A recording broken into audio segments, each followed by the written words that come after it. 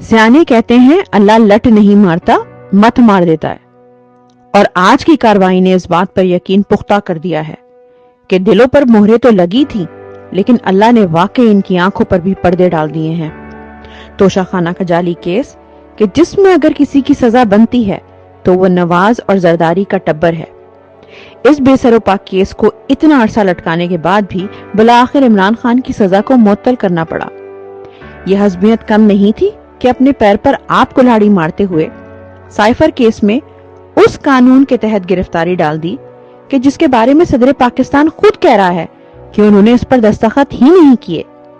اور کیس کیا ہے کہ ملک کے منتخب وزیر اعظم کے خلاف چند غیر ملکی ایما پر ایک گریڈ 22 کے افسر نے چند سرٹیفائیڈ چوروں کے ساتھ مل کر سازش کی اور پاکستان کی 24 کروڑ عوام کی نمائندہ حکومت کو گھر بھیجا، کہ جس کا خمیازہ پچھلے 14 ماہ سے عوام بھگت رہی ہے اور نہ جانے کتنا عرصہ مزید بھگتے گی۔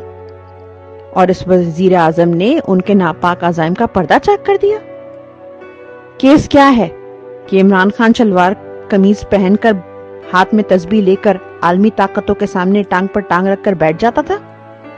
کیس کیا ہے کہ ان سے برابری کی بنیاد پر بات کرتا تھا اور کہتا تھا کہ تعلقات سب سے رکھوں گا، غلامی کسی کی نہیں کروں گا۔ کیس کیا ہے کہ افغانستان کی پسی ہوئی عوام پر 3 دہائیوں سے ہونے والی بیرونی جارحیت کی سہولت کاری سے انکار کیا۔ کیس کیا ہے کہ وہ اپنی سرزمین کو کسی اور کے مفاد کے لیے مقتل گاہ بنانے پر آمادہ نہیں ہوا۔ کیس کیا ہے کہ اپنے لوگوں کو بیرونی آقاؤں کے پاس گروی نہیں رکھوایا۔ کیس کیا ہے کہ اپنی قوم کے فائدے کو مقدم رکھا۔ کیس کیا ہے کہ اپنے حلف کی پاسداری کی، اپنی ملت سے وفاداری کی۔ مت نہ ماری گئی ہوتی تو تم اپنی وطن فروشی پر آپ شاہد بنتے، مت نہ ماری گئی ہوتی تو جس کو مجرم ثابت کرنا تھا اس کی بے گناہی کو یوں سرے عام تسلیم کرتے۔ بدمست طاقت کے نشے میں اندھے ہاتھیوں، بند کرو یہ خدائی کا کھیل۔